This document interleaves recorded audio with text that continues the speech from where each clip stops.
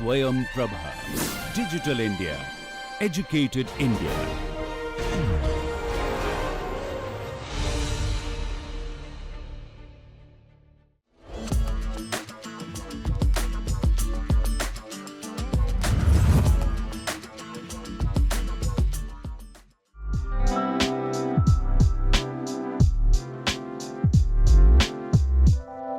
It's time to celebrate the winning ideas of Smart India Hackathon 2025.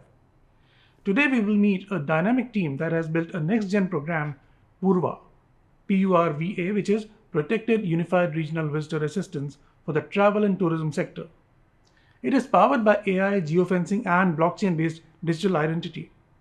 The solution enables real-time safety tracking, rapid emergency response, and secure traveler verification, redefining how destinations protect and support visitors.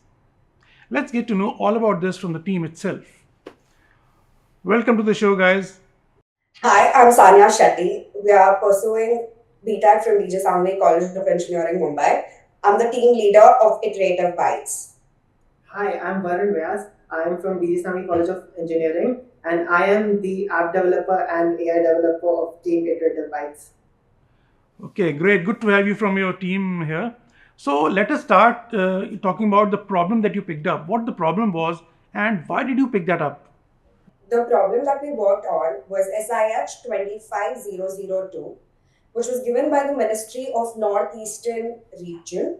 And it was smart tourist safety monitoring and incident response system using AI, blockchain, and geofencing. So the reason why we came up with this particular problem statement was that millions of people, they come to India to visit its beauty, and safety remains one of its weakest link. So tourism is a growth engine for India, and we wanted to make sure that we could contribute in some or the other way so that the states, they get in income from tourism, it continues, and people trust the tourism engine in India. So we had observed that whatever policing that happens in various states, it's kind of reactive and not proactive, which means that whenever an incident has already occurred, after that they kind of find a solution. Also, authorities lack real-time visibility and there's kind of a delayed response for every incident that occurs. And there is patchy connectivity making SOS fail in a lot of scenarios. And there is also manual ID check in various areas, which kind of cause bottleneck. And at the same time, there is negative global advisories against certain regions, making it unsafe. And at the same time, there is less tourist inflow despite heavy investment which is made in that region. And to solve all of the above problem, we wanted to create a solution called Purva. Okay, so that's very assuring that you worked upon the problem in a very comprehensive manner, because what I could hear is it seems that you worked really hard on it and it was a very thought through kind of a, you can say, must have been a solution after the thorough research that you've done on this part. So now let us come to the solution itself. So what exactly did you think of and what did you come up with as a solution? So when we came across this problem statement, we saw a lot of technologies, but at the same time, we also wanted to make sure that we build in something that is actually usable by people from Northeast. We are a team from Mumbai and we wanted to make sure that that does not add a disadvantage, because we didn't know what were the scenarios that was happening in Northeast or what were the issues which was basically faced by the people there. And before we could actually finalize on the problem statement, we not only did thorough research on what the issues are, but we also spoke to a few of the people who were from Northeast or who has traveled to Northeast before. And also we connected to some of the authorities there in order to understand what the real problem was. And after all of this above, we kind of were very confident on how to approach the problem statement and how to make Purva unique and different from what's existing in the market. And to solve this problem, we had created a mobile application for the tourists, and we had created a website for the tourism authority and the police there, which was according to the problem statement. So our problem statement had certain points that we had to cover. And apart from that, we had also incorporated certain novel innovation in order to make sure that Purva is standing different from what the apps were there existing in the market. So we had created a solution which was a smart tourist safety and incident response system, which was powered by sovereign digital ID. There was offline first mobile app, AI-based anomaly detection. There was peer-to-peer mesh network in the application. We would like to show it in the demo of the app. We also had a unified command dashboard, which was basically for the authorities and the police of that particular state. And we made sure that whatever application we've made, it's not just restricted to Northeast India, but it could be used to all of India. So we've incorporated an application, we've made an application that could have all of India. The tourist can go to any place and it will work the equal way. Okay, that sounds very comprehensive. And as you just said, I mean, I'm looking really forward to see the demo of yours and understand, like, how does it work? How does the entire thing take place? So, can you just take us through that? Yeah, sure. Varun, can you share the screen? Okay. So I'll share a screen of the demo. We have recorded all the parts. So here you will be able to see the app launching. Right. So we have made this application on iOS and Android as well. First, Yeah. we needed to make the app bilingual so it is accessible for all kinds of audiences. Yeah, so we have two systems incorporated here. One is login and the other one is sign up. So whenever an individual wants to sign up, it is using either their Aadhaar card or passport. Aadhaar card is for Indian citizens and passport is for foreign citizens. Yeah. We also have a facial identification that's incorporated to ensure that only the real person enters into the application. Once that's verified, we also have intuitive UI. When I say intuitive UI, it means a guided UI so that anybody who's coming first time on our platform actually gets a smooth overview of the platform. And at the same time, we've made the application dyslexic friendly in order to ensure that there is inclusivity on our application. We've also ensured that we're compliant to DPDP compliance, that is the privacy compliance, which is coming onto the platform. There is AI-based risk scoring, which we've incorporated. So whenever a user is coming onto the platform for the first time or repetitive, they can see a safety score based on the geolocation they are. So we have made use of a SOTA model, which has 40 plus data feeds, which is incorporated for any location that they are traveling to at the real time. After which we also have an itinerary upload wherein an individual could manually type in or also put in an itinerary and it auto passes and pulls out all the field. So this eliminates the process of manual typing if you do not want to manually type it. And once you've put in your itinerary for a particular location, it will create a proper itinerary and a digital ID for you. So just like DigiYatra works at the airport and you do not have to carry your pass, your PAN card or your Aadhaar card, it's the similar way. And as you can see that when you're scanning on the QR, there's a certificate that gets generated, which is a proof that it's verified and it's blockchain secure. Yeah, moving on to the life safety map, it's basically an option wherein you can track your peer or your family member. So we give an option to be tracked by the family member, at the same time friends, whatever you want to add on the platform. And we have given various map views on our platform so that it becomes easier for any individual to kind of see which is convenient for them. And we have also put in geofence zone based on whatever is the score of that area. So we're tracking in various situations. And based on that, we've categorized various zones. And talking about one of the key features of the entire PS, which was SOS. So we integrated SOS in various manners. One of it is integrated with the watch, that is the smartwatch. So whenever you're clicking on SOS, it will directly hop through various watches a tourist is wearing, and it will tell that who is the one who had clicked on the SOS button, and it propagates until and unless it reaches the nearby authority. And talking about how SOS will work if there is no watch, it can also propagate through phones. So as you can see in the demo that one device is tapping on SOS, it hops through multiple devices. Now the hop will go until and unless a nearby authority acknowledges the SOS and goes and caters to whatever the issue is. So as you can see, there's a hopping that is happening. And now We are also demoing. So we've recorded a video of the demo that we did in the location while we were in SIH in order to prove that the hopping is not just nearby distance but also works for far away distances as well. So as you can see that you cannot just send you cannot just send like hop messages, but we had created a unique protocol which was first time ever, wherein you could send a text message with no internet, with no network. You can also send a video, in the sense audio message, and a photo of it with no network. And this completely is something that differentiated us from whatever the existing team were there in SIH, because we did all of this with no connectivity. So it was a unique protocol that was designed by our team in order to make Purva different from the existing competitors in the market. So this was the demo for the mobile application. We also have a website for the admin. Okay. So we have two dashboards. One is for the tourism department and one is for the police.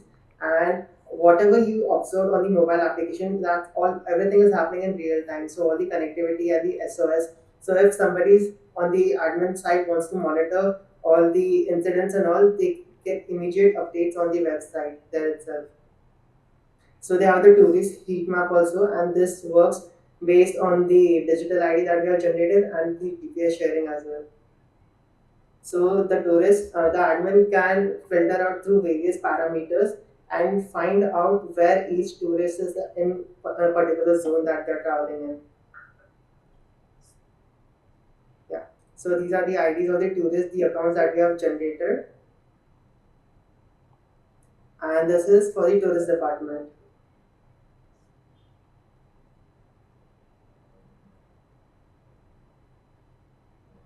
We have also integrated permits in the digital ID that we had generated. So it becomes a one-stop solution instead of the tourists having to carry multiple apps or PDFs for verification at checkpoints and all. So everything is integrated into the QR code itself. And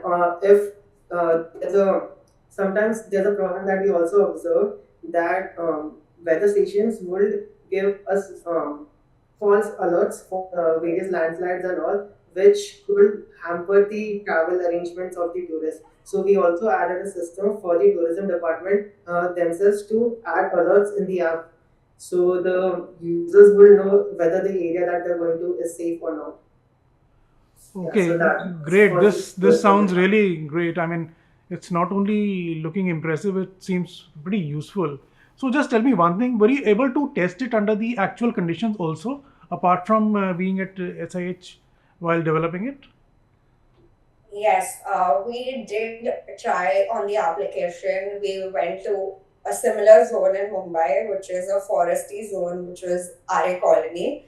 And we actually tested on the application if we were able to send on the SOS, because we wanted to make sure that whatever use case that we're building for, it's actually working in such use cases. And we'd also prepared a demo in order to show it to the judges in SIH to make sure that they kind of believe in the scenarios that we had tested in. So yes, we did test on in real life scenarios before going to SIH. Right, great. That's great. So now tell me something about the teamwork that went behind this. Like how many people how many people were there in the team, and who all did what, and how did all this unfold? Okay, so we were 6 of us in the team, and when we were making the team, we were pretty sure that we wanted people from various domains. We had also participated in SIH 2023 version, and we had also done that. So we kind of knew that the problem statement that come from SIH side were pretty different and require various tech stack. So we made a team having people from various domains like AI, app development, web development, blockchain, cyber security. And we also ensure that every team member is not just handling a particular domain, but also an overlapping domain, which means that if somebody is doing AI, there's another person who's going to do AI with him, so that one person is not pressurized to do that particular thing. And we ensured that each and every person had a say in choosing the problem statement, because all six of us have different perspectives on how we look at a problem statement or which problem statement we wanted to go. And we wanted to ensure that all of us kind of get an equal say, and at the same time we believe in each other's ideology even though if it's different, and all of us together collectively took on the decision to take this particular problem statement. As you could see that this is one of the problem statement that has various tech stack, which has AI, which has app dev, web dev, geofencing, blockchain. So that is how we took in people from various domain and expertise. That sounds like a very good teamwork and team navigation, I would say. So congratulations on holding that fort. So now coming to the actual event. Okay, you just told me that you're a pro not only at participating but also at winning. So you obviously knew a lot of ins and outs of the entire competition. But still, were there still any butterflies when you entered the competition? What was the what was the mindset, and how are you progressing? Like, were you confident this time also that you will end up at the podium? Okay, so I think SIH is very unpredictable in terms of how competitive your other teams are with whom you're competing. So when we went to the location, before that there was indigo issue that was happening. So we could see all of the people who are going from Mumbai to various locations. Many of the flights were cancelled. So we were also in a scared situation if we would actually get a chance to go to Shillong. So thankfully, we got a chance to fly to Shillong, and that was the first thing that we were tensed about, and we were lucky enough to get our flight. And once we went to Assam, we had a 4 hours car journey to Shillong. So all of us were pretty tired, and at the same time, we knew that we didn't have to kind of waste a lot of time thinking of the solution at night, because it was a 24-hour hackathon, and after that there is judging. So we had to save the energy for the next day. Now talking about how SIH works, yeah, we did have a bit of idea on how it works and how we are supposed to pitch in our idea and how we are supposed to like present our idea.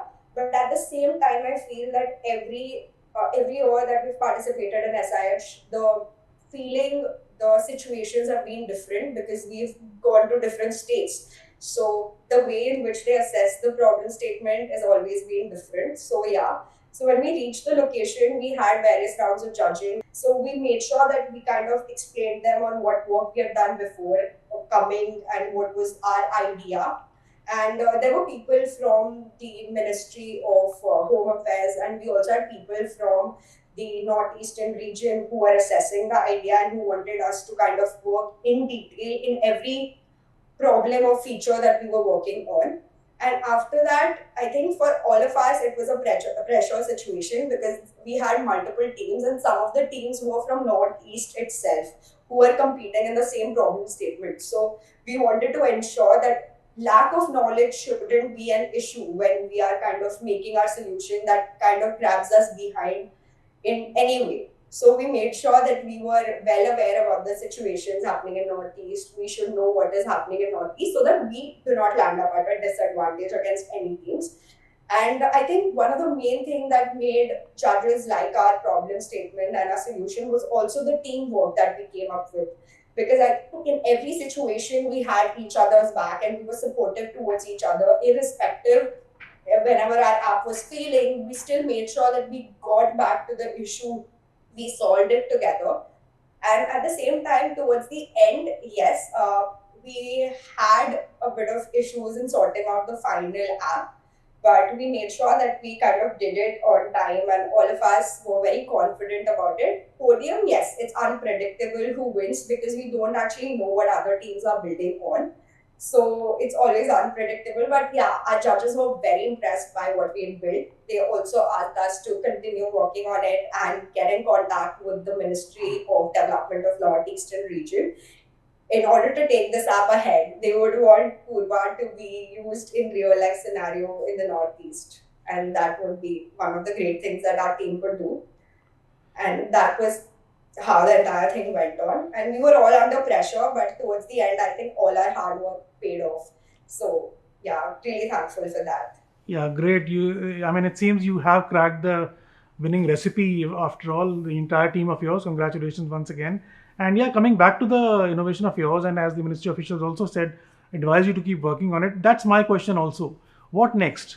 Do you think you can turn this into a startup kind of a thing, or do you think you can commercialize it going down the line, or you wish to improve a little bit more on it and then go to market at some point later in in a few years maybe? So what is the plan for the next as a next step? Yeah, so talking about the app readiness, I think we are ready to go to market, but we also need to do large scale testing because currently we've been doing in limited resources. So definitely we do have IP contents in our application or copyrightable content that is very innovative and not existing in the market, nor India, nor abroad. And we would definitely want to actually tie up with the government and work for the government and give Purva to the government instead of commercializing it and going to the market that way. Because I feel that this could be an application that could be a great use case. And if we kind of go with the government and try to release it from the government side, it would help the citizens who are traveling, just like Digiyatra, now it's in everyone's phone. Just like how government released it, we would want Purva to be in a similar way. So that's what we were planning to go ahead with. And if that doesn't, then we also think about Youth Innovation Challenge, which is one of the other initiative by the Ministry of Education, MIC and AICTE, which also gives you an opportunity to gain funding for your application. So that could be the other way that we could go ahead with. Certainly, Team Purva, our doors are open for you, and we would like you to, hit another round of success. And we would surely wish to see this in the market, either which way, whatever the path may be. But I'm sure this is going to be there, and it's because for the reason that to me it seems it's going to be very, very useful. It's going to be something which is going to be kind of a must-have for a tourist. So all the best once again, and congratulations on winning this.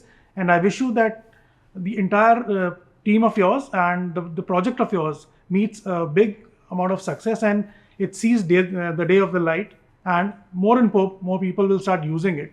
So thank you for joining us today and explaining all this to us and enlightening us about your concept and idea about this Purva. So I wish Purva all the success in the coming times, and to a success to you too as a team. So let's see this happening, in the hands of the mobiles of the people, and people using it actually on street to make them safe and secure and have their fun trips more enjoyable. Thank you so much for joining us today.